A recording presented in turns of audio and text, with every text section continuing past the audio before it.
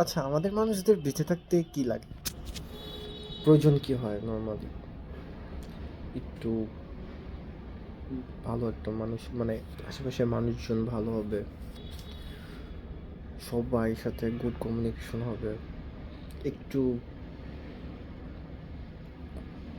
হালকা টাকা, মানে বসবাসের জন্য একটু হালকা পাতলা টাকা পয়সা, আর নর্মালি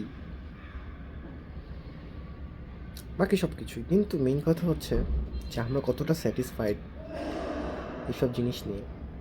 আর মেইন কথা হচ্ছে আমরা কতটাই বা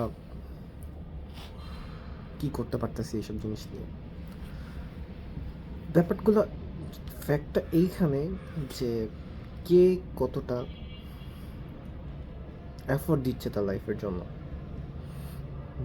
মজা এটা না যে ফান করলাম, টাকা উড়ালাম। It's not like Jibon.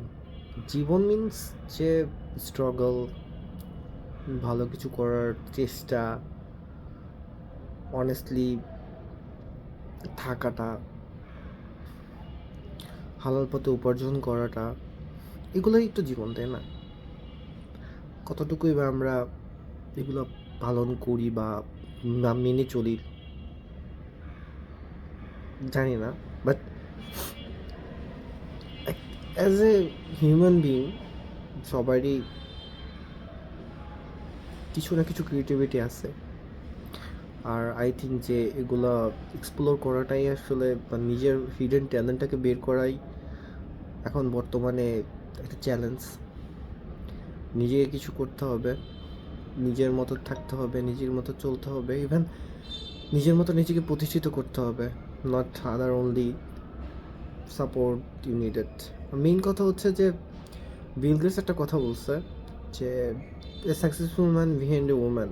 I think it's not true about that, but আমি মনে করি যে ভালোবাসার থেকে টাকার জোর